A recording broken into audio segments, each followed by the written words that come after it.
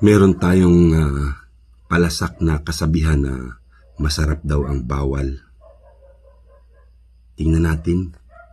Pakinggan po ninyo ang isang tula na ginawa po ng inyong lingkod. Masarap daw ang bawal. Ang bawal daw ay masarap, sabi sakin ni Cordapio, kaya siya ay namihasang kumain ng alimango. Litson humba at patatim, paboritong paborito, gayong siya ay high blood nut, mga ugat ay barado. Kaya ngayon tingnan ninyo ang hitsura noong loko, ukrong na ang kanyang dilat, tabingi ang bibig nito. Mga kamay nanginginig at pa ay di maikilo, kung lumakad ay paiskag at hindi pa makatakbo. Alam niyo ba kung asan siya?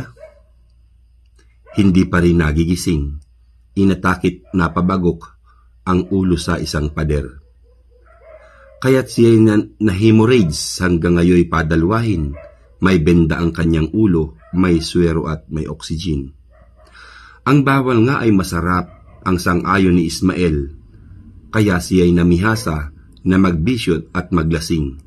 Humithit ng sigarilyo't lunok pati ang nikotin, kaya't siyang kanyang bagay di na pwedeng kandinggahin. Kaya ngayon tingnan ninyo ang itsura ni Ismael. Bata pa ang kanyang edad, ngunit mukha ng ulyanin. Panot na ang kanyang ulo at ang labi sobrang itim, kunting lakad humihingal, matay butlog at hikain. Iba naman ang nangyari kay Dalmasyong magsasyabo. Nakakulong na siya ngayon dahil siya ay sentensyado. Nahuli siyang nagnanakaw sa loob ng Campo Santo nang pwede pang maibenta, pulseras man o postiso. Ang sabi ng magulang niya, siya ay dapat huwag ikulong dahil siya ay nahuling sa kalabaw, sumusulong. Siya raw ay nababaliw, pati pato'y hinahabol, kaya't dapat sa hospital, sa mental siya maikanlong. Oo naman, anong sarap noong bawal na pag-ibig. Ang sabi ni Tiyo Paeng na ang laway tumatalsik. Kaya't siyang babae niya, susun-susun, kapit-kapit. Kahit merong asawa na'y, swabe pa kong makatitig. Kaya ngayon alam niyo ba kung asan si Tiyo Paeng? Naroon po sa ospital, ang balita'y may oxygen. Nahuli raw nakapatong dun sa kanyang kumarihin nung kumparing Sputnik gang kalalabas sa City Jail. Ayos naman ang lagay niya, luwaya ang isang mata. Nakalaylay ang balikat, pinalakul yata siya. May sibat pang nakatusok sa puwit nitong may buni pa na hindi pa nabubunot, merong sima palibhasa. Iba naman ang nangyari kay sweet lover nitong labo.